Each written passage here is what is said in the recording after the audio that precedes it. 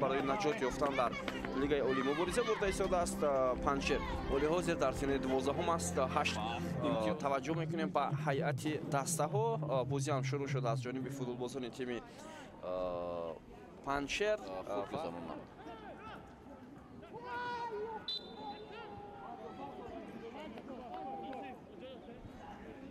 خب اینجا همین لحظه که با اشتراک بازیگری دسته پنچر و فوتبالباز تیم ریگارد هداس بود از سوی تاور تفتیش کرده می شود و طبعا می بینیم ازادبک پنجیف رو از پای افتانید. کارت سرخ یا زد؟ کارت سرخ نشان میدهد به بازیگری دسته پنچر. امیرجان خورکاشف برخورد اینجا صورت میگیرد. داور اشاره بر صورت فار هست. پنالتی بعد دروازه دسته ریگارد هداس. ضربه عزت و گل. حساب 1-0. مهمانان پیشرفت میشوند. بیشتر در خط حمایه هنرنمایی خواهند کرد.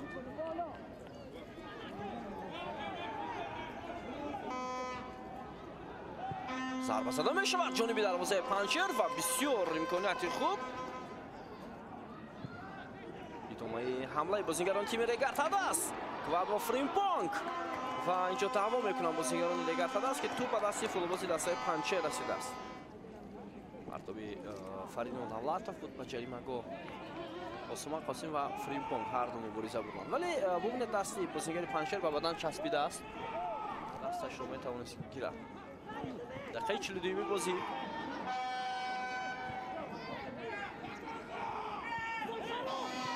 و اشتباه خیلی هم دخل از جانب دروازه‌بان ریگارد هداس و حساب 2-0 دوستان عزیز.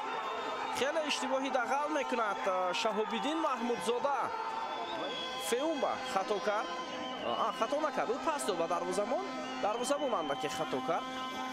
پاس داد به عثمان قاسم و از این بلند به جریمه‌گاه دسته پنچر. کوادرو فریمپونگ ضربه میزند. حالا این فوتبالباز ریگارد هداس اما به نتیجه. ازادبک پنجیف پرتاب چندان خوب نبود. شیرالیف توپ رو بیرون کرد. جوزف فیومبا پرتاب او فریمپونگ ضربه شیروانی بچایف. امکانیت نوبتی نازیم باباجانов ولی امکانیت برای شهرزاد محمدیف و اینجا وضعیت بسیار خطرناک در نزد دروازه پنچر و پولیسات عوض شد.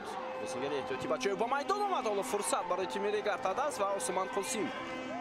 پرتاب خیلی بلند. تومای حمله دسته ریگارد هداس. به توجه میکنیم به این فرصت. حالا پرتاب و چگونه ادامه حمله دسته ریگارد هداس. فرصت برای المرادف. ضربه و گل شد.